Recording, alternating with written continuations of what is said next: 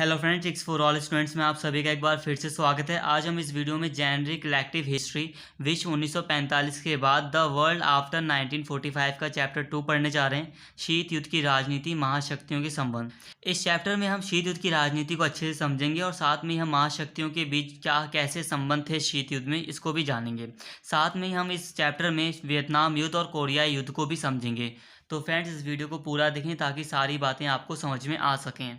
और अगर आपको इसके आगे की चैप्टर्स पर वीडियो चाहिए तो फ्रेंड्स कमेंट कर ज़रूर बताएं। तो चलिए शुरू करते हैं। शीत युद्ध का अर्थ तथा परिचय। तो फ्रेंड्स, शीत युद्ध देशों के बीच तनाव की वह स्थिति है जिसमें प्रत्येक पक्ष खुद को मजबूत और दूसरों को कमज़ोर करने की नीति अपनाता है, परंतु युद्ध से दूर रहता है। मतलब ये है कि एक पक्ष तो खुद को मजबूत करना चाहता है, परंतु वही पक्ष दूसरे को कमज़ोर करने की नीति अपनाता है और युद्ध से दूर रहता है। द्वितीय विश्व युद्ध के बाद शीत युद्ध का प्रारंभ अमेरिकी गुट और सोवियत गुट के बीच में हुआ। अमेरिकी गुट में अमेरिका प्रमुख देश था, सोवियत गुट में रूस प्रमुख देश था। तो जो अमेरिकी गुट था उसमें पश्चिमी यूरोपीय देश जैसे कि जो पूंजीवादी देश थे, ब्रिटेन, फ्रांस इत्यादि देश शामिल थे, और सोवियत गुट में जो पूर्वी यूरोपीय देश थे जिसमें साम्यवाद ज़्यादा प्रचलित था, वो देश शामिल थे। द्वितीय विश्व युद्ध के बाद इन दोनों ही गुटों में बहुत ज़्यादा तनाव बढ़ गया। इसके कई कारण थे जिसे हम आगे समझेंगे। तो कई कारणों के कारण अमेरिकी गुट और सोवियत गुट में तनाव की स्थिति पैदा हो गई और हर वक्त ऐसा लगता था कि अब युद्ध हो सकता है, परंतु युद्ध होता ही नहीं था। दोनों ही गुट अपने ऊपर संयम रखते थे और युद्ध को टाल देते थे। इसी को शीत युद्ध कहा गया है। हर वक्त ऐसा लगता था कि आज युद्ध हो सकता है, कल युद्ध हो सकता है, परंतु युद्ध होता नहीं था। तो फ्रेंड्स, अब हम बात करते हैं शीत युद्ध का उदय व इसके कारण कि आखिर क्या कारण थे कि शीत युद्ध हुआ। तो फ्रेंड्स, बोल्शेविक क्रांति के बाद यानी कि रूस की 1917 की क्रांति के बाद रूस एक महाशक्ति के रूप में उभरा जो कि पश्चिमी शक्तियों को अरुचिकर था। मतलब कि पश्चिमी शक्तियों को पसंद नहीं आया कि रूस इतनी तरक्की कर रहा है इतनी जल्दी। प्रारंभ में पश्चिमी शक्तियां रूस में स्थापित कम्युनिस्ट सरकार के खिलाफ थीं और अमेरिका ने 1933 तक रूस से किसी भी प्रकार के राजनयिक यानी कि राजनीतिक संबंध स्थापित नहीं किए थे। इस कारण से भी रूस का अमेरिका के साथ तनाव था। इसके साथ ही द्वितीय विश्व युद्ध के दौरान रूस मित्र राष्ट्रों यानी कि अमेरिका, फ्रांस और जो ब्रिटेन का जो ग्रुप था उनमें शामिल हो गया, परंतु उनके बीच अविश्वास कम नहीं हुआ। भले ही द्वितीय विश्व युद्ध में रूस ने अमेरिका का साथ दिया, परंतु उसके साथ उसका अविश्वास कम नहीं हुआ। इसके साथ ही रूस ने जर्मनी से युद्ध करने में भी देरी की थी, ये भी एक तनाव का कारण था। इसके साथ ही जो सबसे बड़ा कारण था शीत युद्ध का वो था अमेरिका ने परमाणु बम के निर्माण कार्य की गोपनीयता बनाए रखी। अब देखो, रूस मित्र राष्ट्रों में शामिल था, परंतु रूस को पता ही नहीं कि अमेरिका परमाणु बम का निर्माण कर रहा है। रूस ने जापान पर अचानक आक्रमण कर दिया और जापान के क्षेत्रों पर कब्जा भी किया, जिससे पश्चिमी शक्तियां नाराज थीं। इसके साथ ही दोनों देशों के बीच में विपरीत विचारधारा थी, पूंजीवादी और समाजवादी। अमेरिका पूंजीवाद का समर्थन कर रहा था, रूस समाजवाद यानी कि साम्यवाद वगैरह का समर्थन कर रहा था। तो फ्रेंड्स, आपसी अविश्वास के इन उदाहरणों के कारण द्वितीय विश्व युद्ध की समाप्ति के तुरंत बाद तीखी प्रतिद्वंद्विता उत्पन्न हुई जो शीत युद्ध के रूप में विकसित हुई। मतलब अभी तक हमने ऊपर जितने भी कारण देखे उन कारणों के कारण ही शीत युद्ध का जन्म हुआ। दोनों ही देशों में तनाव था और तनाव ने प्रतिद्वंद्विता की स्थिति धारण कर ली। दोनों ही एक दूसरे से कंपटीशन करने लगे और कंपटीशन में एक दूसरे को हराने की चाह में, आगे निकलने की चाह में शीत युद्ध का जन्म हुआ। तो फ्रेंड्स, अब हमारा अगला टॉपिक है शीत युद्ध, राजनीति एवं इसके विभिन्न चरण। तो फ्रेंड्स, शीत युद्ध 1945 यानी कि द्वितीय विश्व युद्ध के बाद से 1991 तक चला था। तो इसको पढ़ने में, ताकि ये आसान हो, इसको विभिन्न चरणों में डिवाइड किया गया है। इसको कई पार्ट्स में डिवाइड कर दिया गया है। प्रत्येक पार्ट में हम ये देखेंगे कि दोनों महाशक्तियों के किस प्रकार के संबंध थे, क्या स्थितियां उस समय विश्व में दोनों महाशक्तियों के बीच थी। तो प्रथम चरण 1946 से लेकर 1949 तक चला था। इस द्वितीय विश्व युद्ध के अंत के साथ ही दोनों महाशक्तियों में तनाव शुरू हो गया था। इस चरण में तनाव बहुत ज़्यादा था। अमेरिका पूर्वी यूरोपीय देशों में स्वतंत्र चुनाव करवाना चाहता था, परंतु सोवियत संघ रूस ने वहाँ के कई देशों में कम्युनिस्ट सरकार की स्थापना करवा दी, जिसके कारण इस चरण में तनाव और ज़्यादा बढ़ गया। परंतु अमेरिका कहाँ पीछे रहने वाला था। अमेरिका ने तुर्की और ग्रीस में पूंजीवादी व्यवस्था की स्थापना में मदद की। इसके साथ ही 1947 में अमेरिका ने मार्शल योजना की घोषणा की, जिसमें पश्चिमी यूरोपीय यानी कि जो पूंजीवादी देश थे पश्चिमी यूरोप के, जैसे कि ब्रिटेन, फ्रांस, द्वितीय विश्व युद्ध के बाद जिनकी अर्थव्यवस्था खराब हो चुकी थी, उनकी अर्थव्यवस्था का पुनर्निर्माण करने के लिए अमेरिका ने मार्शल योजना की घोषणा की, ताकि उसके साथी देश और ज़्यादा मजबूत हो जाएं। दूसरी ओर रूस ने मोल्टोवो योजना की घोषणा की और कॉमिनफॉर्म की स्थापना की। मोल्टोवो योजना का मतलब है कि इस योजना में जो पूर्वी यूरोपीय देश थे, जैसे कि पोलैंड वगैरह, जो कि कम्युनिस्ट सरकार जहां पर स्थापित थी, उनकी अर्थव्यवस्था को सुधारा जा सके। और कॉमिनफॉर्म की स्थापना का मतलब है जितने भी साम्यवादी देश हैं उन सबको एकजुट करने की कोशिश की गई रूस के द्वारा। तो ये सारी घटनाएं प्रथम चरण में हो रही थी। इसके साथ ही प्रथम चरण में जो सबसे महत्वपूर्ण घटना थी वो थी अमेरिका ने 1949 में नाटो की स्थापना की, उत्तर अटलांटिक संधि संगठन। इसमें यह कहा गया कि इस संगठन में शामिल किसी भी देश पर अगर आक्रमण होता है तो ये माना जाएगा कि उसने नाटो संगठन के सभी देशों पर आक्रमण किया है और सभी देश मिलकर उस आक्रमण का विरोध करेंगे, लड़ाई करेंगे उसके विरुद्ध। अंतिम में इस चरण में स्टालिन की मृत्यु तथा अमेरिका में शासन बदलने के बाद शीत युद्ध ने एक पड़ाव ले लिया, मतलब एक तरह से इसका एक प्रथम चरण। तो फ्रेंड्स, अब हम बात करते हैं शीत युद्ध के दूसरे चरण की, जो कि 1949 से लेकर 1953 तक चला था। प्रत्येक चरण में हम शीत युद्ध से संबंधित घटनाओं को देख रहे हैं कि किस चरण में कहाँ कौन कौन सी घटनाएं घटी थी शीत युद्ध से संबंधित। तो इस चरण ने कुछ शांति के संकेत दिए थे। 1945 में मास्को सम्मेलन में कोरिया में स्थिरता लाने पर विचार हुआ था। कोरिया के मामले को संयुक्त राष्ट्र में भेजा गया। इससे ये समझ में आ रहा है कि कुछ शांति के संकेत मिले थे दूसरे चरण में। परंतु उत्तर कोरिया ने दक्षिण कोरिया पर आक्रमण कर दिया। इससे थोड़ी सा तनाव बढ़ गया, क्योंकि उत्तर कोरिया का साथ दे रहा था सोवियत संघ और दक्षिण कोरिया का साथ दे रहा था अमेरिका। परंतु उत्तर कोरिया और दक्षिण कोरिया ने कुछ समय बाद 1953 में शांति संधि पर हस्ताक्षर किए, परंतु तनाव कम नहीं हुआ, वो बना रहा। इस चरण में दोनों ही महाशक्तियों ने एक दूसरे के प्रभाव को कम करने की कोशिश। तो फ्रेंड्स, अब हम बात करते हैं हमारे शीत युद्ध के तीसरे चरण की, जो कि 1953 से लेकर 1957 तक चला। इस चरण में अमेरिका ने दक्षिण पूर्व एशियाई संगठन यानी कि सीटो तथा केंद्रीय संधि संगठन यानी कि सेंटो की स्थापना की। रूस ने 1955 में 12 देशों के साथ समझौता किया और वार्सा पैक्ट की स्थापना की। इसके अतिरिक्त हाइड्रोजन बम का परीक्षण किया गया और ऐसी स्थिति बन रही थी, ऐसा लग रहा था कि अब तो युद्ध होना अनिवार्य ही हो गया है। परंतु दोनों ही महाशक्तियों ने अपने ऊपर संयम रखा और जिस कारण से युद्ध टल गया, परंतु तनाव की स्थिति बहुत ज़्यादा थी। तो फ्रेंड्स, अब हम बात करते हैं हमारे शीत युद्ध के चौथे चरण की, जो कि 1957 से लेकर 1962 तक चला था। इस चरण में कुछ शांति के संकेत मिले थे। ऐसा लग रहा था कि अब शांति स्थापित हो सकती है, क्योंकि 1959 में ख्रुश्चेव, जो कि सोवियत संघ के राष्ट्रपति थे, उन्होंने अमेरिका का ऐतिहासिक दौरा किया था। परंतु अमेरिकी जासूस विमान को रूस ने मार गिराया। रूस द्वारा बर्लिन की दीवार का निर्माण किया गया। इस कारण से तनाव की स्थिति पैदा हो गई, परंतु तनाव की स्थिति उस समय बहुत ज़्यादा बढ़ गई जब क्यूबा मिसाइल संकट हुआ। तो फ्रेंड्स, क्यूबा मिसाइल संकट में क्या हुआ था कि सोवियत संघ ने क्यूबा में कई सारे परमाणु हथियार स्थापित रखवा दिए थे, क्योंकि उसे डर था कि अमेरिका क्यूबा पर आक्रमण कर सकता है। और जब अमेरिका को ऐसा पता चला तो दोनों ही देशों में युद्ध की स्थिति पैदा हो गई और ऐसा लग रहा था कि अब तीसरा विश्व युद्ध हो सकता है।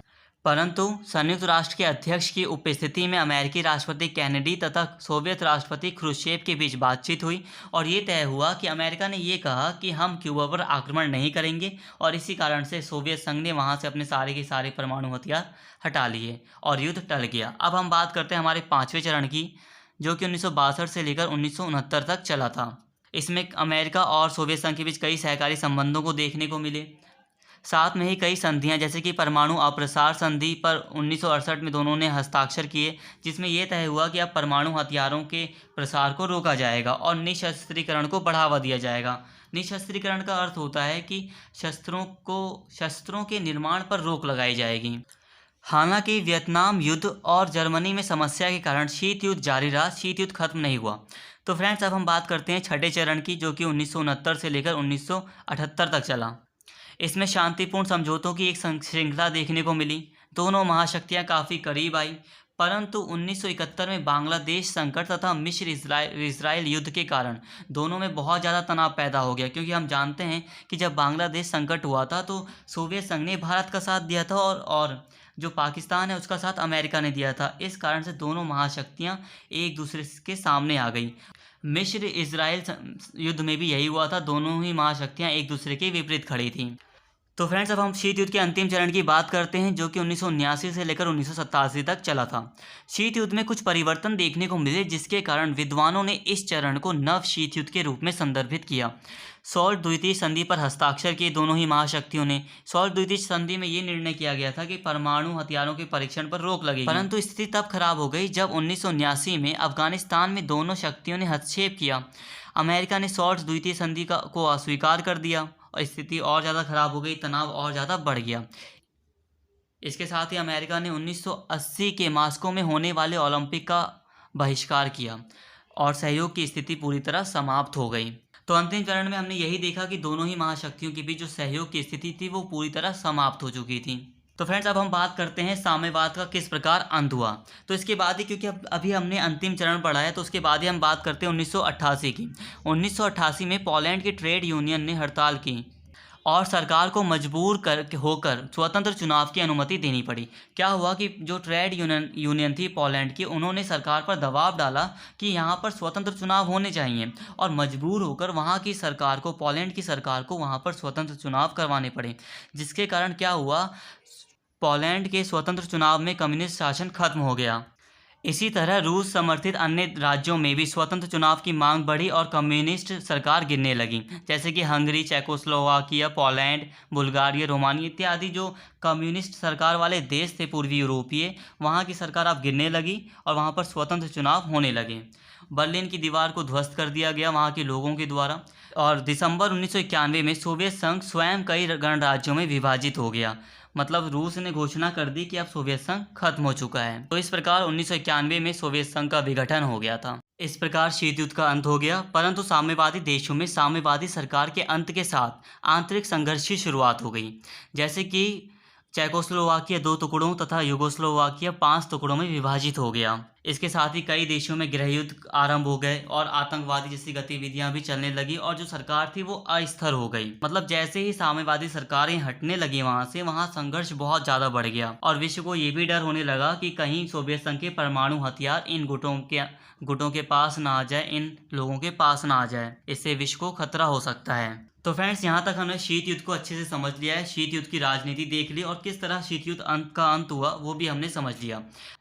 तो फ्रेंड्स, अब हम बात करते हैं वियतनाम युद्ध की। वियतनाम युद्ध हम इसलिए पढ़ रहे हैं क्योंकि वियतनाम युद्ध में दोनों ही महाशक्तियाँ एक दूसरे के सामने आ गई थी। French Indo China, Laos, Cambodia तथा वियतनाम को मिलाकर बना था फ्रेंच इंडो चाइना और यहाँ पर फ्रांस का ये तीनों ही फ्रांस के उपनिवेश थे। परंतु हम वियतनाम की बात कर रहे हैं, तो वियतनाम में जब फ्रांस का शासन था तभी से ही राष्ट्रवाद की विचारधारा काफ़ी बढ़ने लगी थी, लोगों के मन में राष्ट्रवाद की भावना पैदा होने लगी थी। परंतु 1941 में जापान ने वियतनाम पर अपना कब्जा जमा लिया, जो कि 1945 तक चला। हो ची मिन, जो कि वियतनाम के एक बहुत प्रसिद्ध नेता थे, उनके नेतृत्व में वियत मिन पार्टी का निर्माण किया गया, जिसने जापान को मुंहतोड़ जवाब दिया और वियतनाम को स्वतंत्र करा लिया।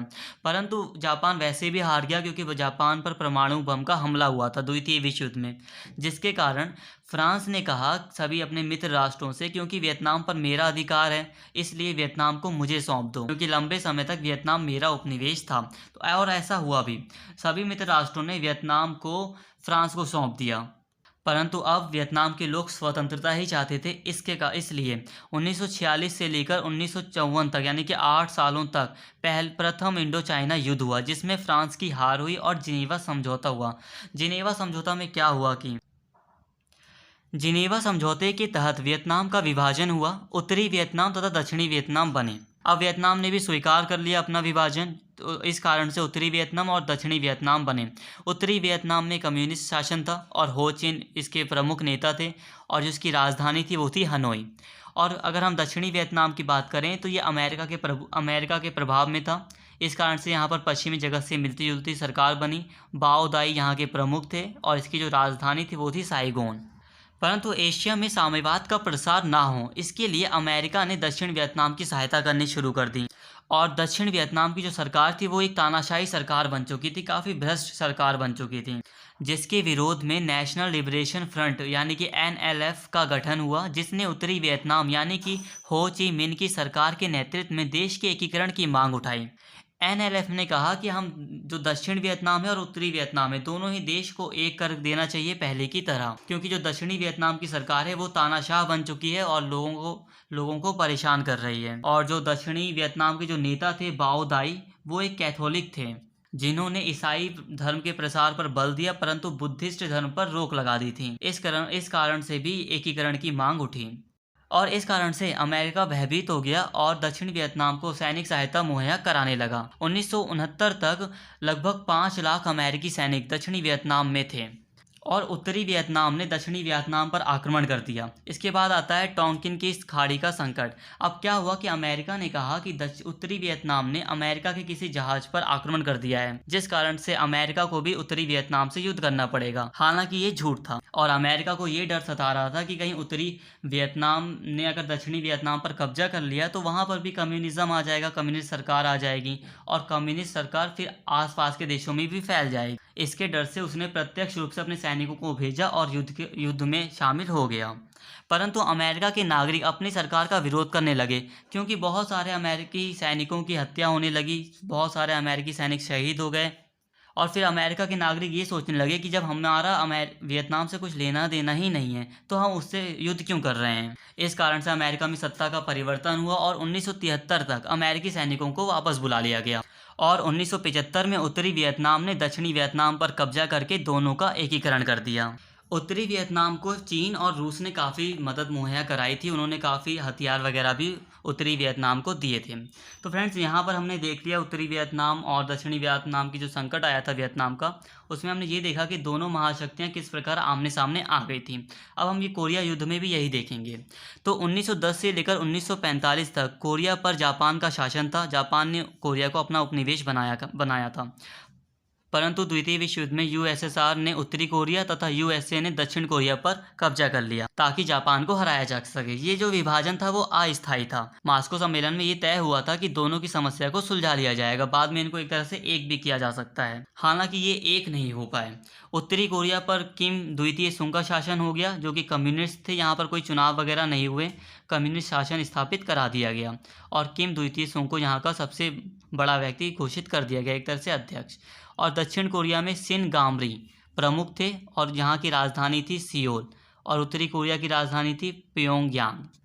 परंतु उत्तर कोरिया ने जून 1950 को दक्षिण कोरिया पर आक्रमण कर दिया, जिसमें सोवियत संघ और चीन ने उत्तर कोरिया की मदद भी की और उनकी मदद की सहायता से उत्तर कोरिया ने लगभग पूरे दक्षिण कोरिया पर एक तरह से कब्जा कर लिया। अमेरिकी सेना फिर सामने आई और अमेरिका ने दक्षिण कोरिया से कम्युनिस्टों को पीछे ढकेल दिया। इसके साथ ही ये मामला संयुक्त राष्ट्र में पहुंचा और संयुक्त राष्ट्र को प्रेरित किया गया कि वो कोई एक उचित कदम उठाए, जिसके कारण से संयुक्त राष्ट्र के सैनिकों ने उत्तर कोरिया पर कब्जा करना शुरू किया। अब चीन को ये डर सताने लगा कि अगर उत्तर कोरिया पर कब्जा हो गया तो उसके बगल में चीन की ही बाउंड्री आती है, उत्तरी चीन आता है जिसे मंचूरिया कहा जाता है, उस पर भी आक्रमण हो सकता है। इस कारण से 30,000 सैनिकों की सहायता से चीन ने संयुक्त राष्ट्र की सेना को पीछे खदेड़ना शुरू कर दिया और उत्तरी कोरिया पर एक तरह से कब्जा कर लिया और वहाँ पर दोबारा से किम सुंग की सरकार को स्थापित करा दिया। और इसके बाद उत्तर कोरिया और दक्षिण कोरिया दोनों ही देशों के बीच शांति समझौता हुआ 1953 का और 38वें समानांतर के अनुसार उन दोनों ने विभाजन को स्वीकार किया। तो फ्रेंड्स इस वीडियो में हमने अच्छे से सारे टॉपिक्स कवर कर लिए हैं। तो फ्रेंड्स अगर आपको वीडियो पसंद आई तो प्लीज़ चैनल को जरूर सब्सक्राइब करें, इस वीडियो को ज़्यादा से ज़्यादा शेयर करें और लाइक करें। Thank you.